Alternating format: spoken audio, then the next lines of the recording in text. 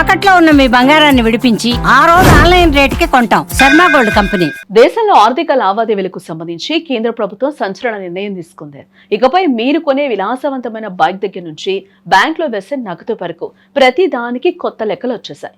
సామాన్యుడికి ఊరటనిస్తూనే భారీ కొనుగోళ్లపై నిఘా పెంచేలా ఆదాయం పన్ను చట్టం 2025 సిద్ధమైంది. తాజాగా కేంద్ర ప్రభుత్వం ఆదాయం పన్ను నిబంధనల్లో పెను మార్పులు చేస్తూ ముసాయిదాను సిద్ధం చేసింది. ప్రస్తుతం అమల్లో ఉన్న 1962 నాటి నిబంధనల స్థానంలో ఈ ఏడాది ఏప్రిల్ 1వ తేదీ నుంచి కొత్త ఆదాయం పన్ను చట్టం అమల్లోకి రానుంది.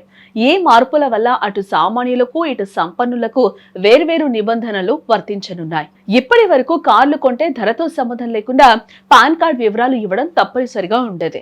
కానీ బైక్లు, స్కూటర్ల విషయంలో ఎంత ఖరీదైందైనా పాన్ అవసరం లేకపోయేది. ఇకపై ఆ సీన్ మారనుంది. మీరు కొనే బైక్ ధర 5 లక్షలు దాటితే చాలు ఖచ్చితంగా పాన్ సమర్పించాల్సిందే. లగ్జరీ బైకుల కొనుగోళ్లను ట్రాక్ చేసేందుకే ఈ నిర్ణయం తీసుకున్నట్లుగా తెలుస్తుంది.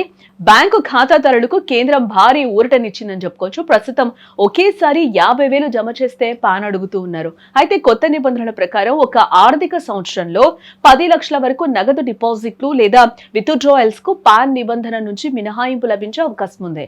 ఈ పరిమితి దాటినప్పుడు మాత్రమే వివరాలు వెల్లడించాల్సి ఉంటుంది. ఇక్కడ పెళ్లిళ్లు, ఫంక్షన్ల కోసం హోటళ్లు లేదా కన్వెన్షన్ సెంటర్లలో ఖర్చు చేసే వారికి కూడా ఊరట లభించింది. బిల్లు 50,000 దాటితేనే పాన్ అడిగే రూల్ ఇకపై 1,00,000కు పెరగనుంది. అలాగే ఇళ్లు, భూముల కొనుగోలు విషయంలో ప్రస్తుతం ఉన్న 50 లక్షల పరిమితిని 20 లక్షలకు పెంచారు. అంటే 20 లక్షల లోపు ఆస్తి లావాదేవీలకు పాన్ కార్డుతో పన్నుండదు.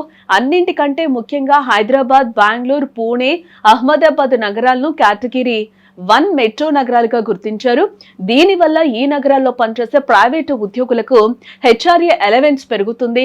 దీనివల్ల చేతికొచ్చే జీతం పెరగడంతో పాటు ట్యాక్స్ సేవింగ్స్ కూడా పెరిగే అవకాశం కనిపిస్తుంది.